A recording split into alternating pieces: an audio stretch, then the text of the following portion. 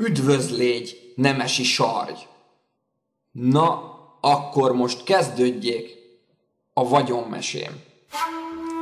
Egyszer volt, hol nem volt, túl a világválságos tengeren élt egy marketing királyfi, aki oktatni kezdte hercegeinek és tanítványi üzleti hadseregének, hogy amikor a piaci csatatérre lépnek, és kínálni kezdik a termékeket, akkor árcsökkentés helyett áremelés legyen az eljárás.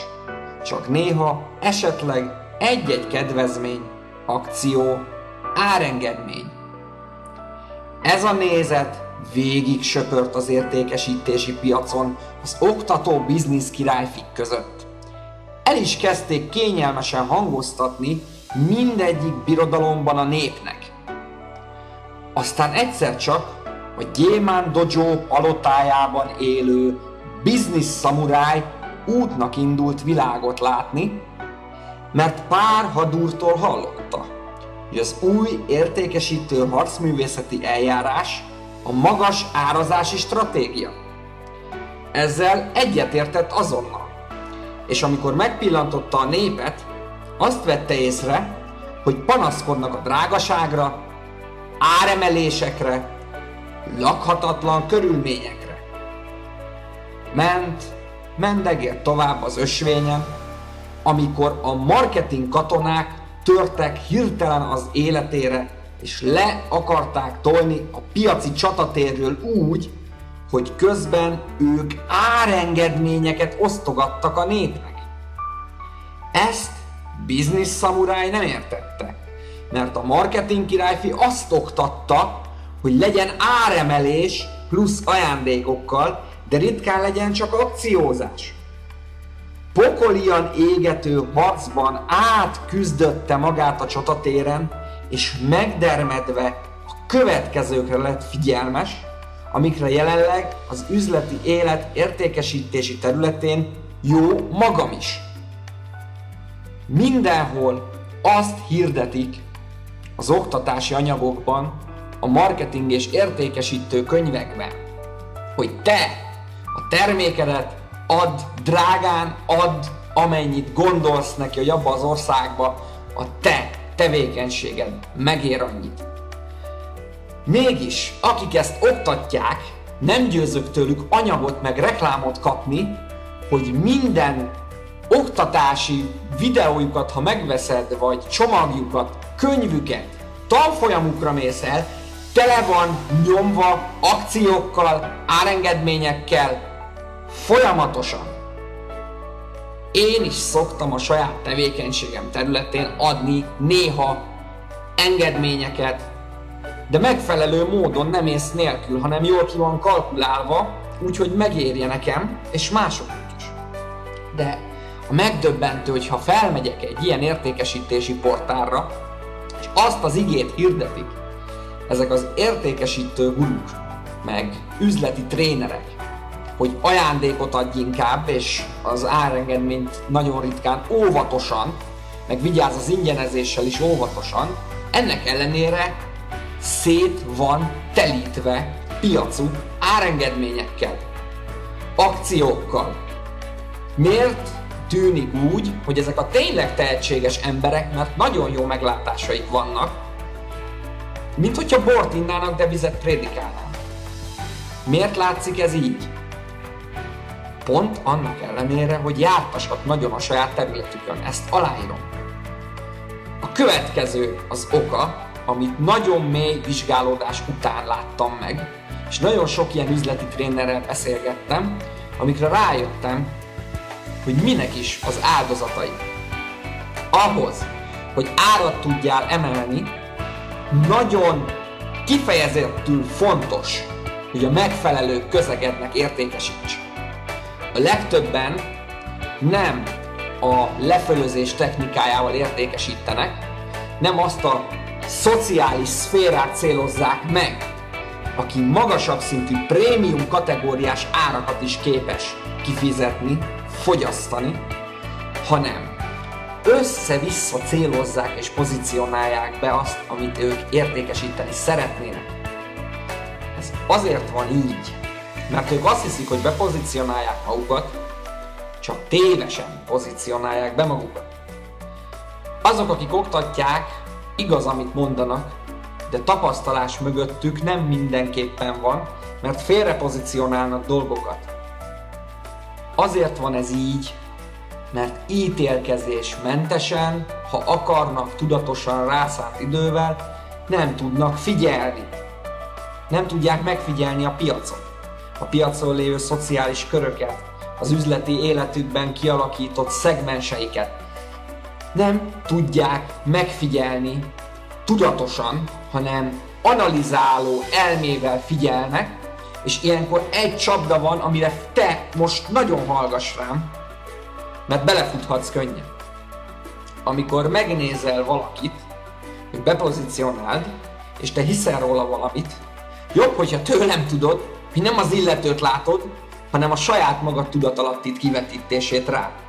Ugyanis például, ha megnézel egy vázát, és azt mondod, hogy ez szép, vagy ez jó, vagy ez rossz, vagy ez szörnyű, ez nem a vázáról szól, nincs a vázának ahhoz semmi köze.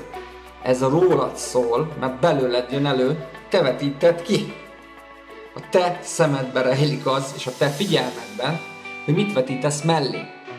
Az elmédből, a beidegződéseidből. Ezt az ítélkezésmentes, tudatos pozícionálást, hogy te megéld a másiknak a jelenlétét olyannak az amilyen, ezt nem tudják megtanítani az üzleti trénerek és üzletképzők, pedig ez lenne a kulcs. Mert te folyamatosan a saját személyiségednek a képzeteibe ütközöl, amit egyfajta mozivászonként használva a másik embert rávetíted, amiket te hiszel róla. A te meggyőződéseid jönnek elő. Oké, hogy hat rád, persze, hogy hat rád, de mivel hat rád, kivált belőled valamilyen projekciót mentálisan, képzeteket, amiket te teljesen valóságnak érzel, meg sem kérdőjelezed. Ez nem a realitás talaja. A realitás talaja ott kezdődik, hogy magadat is elkezded figyelni olyannak, amilyen vagy, és az ítélkező elméd, ami ítélkezik, hogy ilyen vagyok, olyan vagyok, elkezd háttérbe szorulni egyre jobban majd. Erre vannak jó módszerek, amiket, hogyha használsz, akkor nagyon rövid időn belül érezni fogod, hogy van az ítélkező elméd, de már nem veszed komolyan, sőt, olyan szinten eltávolodik tőled, hogy a dolgokat képes vagy látni olyannak, ami, és ez miért hasznos? Na miért? Azért, mert hogyha valamit megnézel egy helyzetben, vagy valakit, akkor nem reagálsz rá szerint, hogy milyennek képzeled el az illetőt, hanem a realitásban cselekszel az szerint, aminek helye van. Ez ilyen egyszerű. És nem arról van szó, hogy tökéletesen szükséges ezt csinálnod, mert ez egyfajta feszültséghez fog vezetni téged. Az üzletemberek, ahányan voltak nálam régebben terápiákon, tréningeken, menedzserbetegségük volt, idegrendszeri problémájuk volt, mindenféle fekélyeik voltak, erőtlenségük, gyengeségeik, vagy teljesen csak egy valaminek éltek, a pénznek, a karriernek, vagy pedig csak az egészséges életmódnak és mellette a pénznek a szerelmi életet megtagadták maguktól, nem voltak teljesek az életükben. Ha te ténylegesen szeretnél vagyonevangelista, azaz a teljes létező lenni, aki minden rétegével, minden dimenziójával foglalkozik az életének egyensúlyban, de mindezt tudatosan teszi, önmagára tudatosan teszi. Nem a másikra, vagy az üzleti tanokra, vagy az üzleti módszerekre tudatosan csak, hanem arra, aki benned ezeket a módszereket használja, aki ezáltal kiteljesítheti magát ebbe a fizikai világba is, minél kényelmesebben, minél emberibben, hogy hasznára lehess önmagadnak és másoknak is. Csak úgy tudod megtenni, hogyha magadat figyeled, szemléled, és előbb-utóbb ez ítélkezésmentességhez vezet.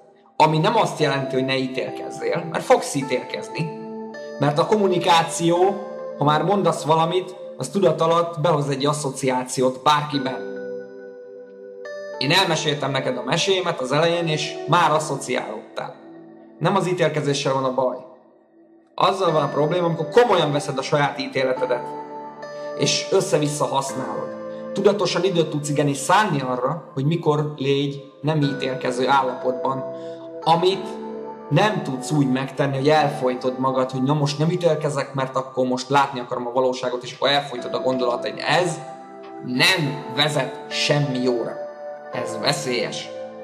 Megfelelő módszerekkel lehet megcsinálni azt a figyelmet, kialakítani, ami pengeéles, gyermekien játékos, és nagyon-nagyon könnyen, élvezetes és energiával tölt ráadásul fel, mert a valóságban vagy tőle, a realitásban, nem pedig különböző fantáziavilágodba pörgeted az elmédet folyamatosan, úgy leélve az életed, úgy csinálva a céget, hogy azt se tudod, ki vagy. Hogy a vagyonevangelista meg fogja neked adni ezt a látásmódot.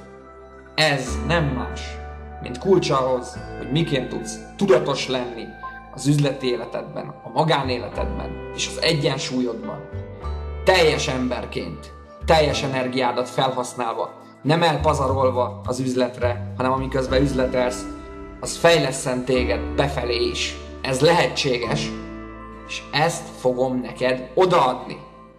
Kövesd nyomon a videó alatt a Facebook linken, a hivatalos szociális közösségi oldalon a Vagyon Evangéliuma című könyvnek a létrejöttét, vegyél részt a kivitelezésében, szívesen fogadunk én és az asszisztenseim is minden véleményt, amik építőek tudnak lenni, azt illetően, hogy miképpen lehet kivitelezni egyre hatékonyabban, hogy eljuthasson sok embernek, akinek szüksége és igénye van problémái megoldására ezen a területen, ami érinti őt az üzleti életben és a vagyon létrehozásának területén.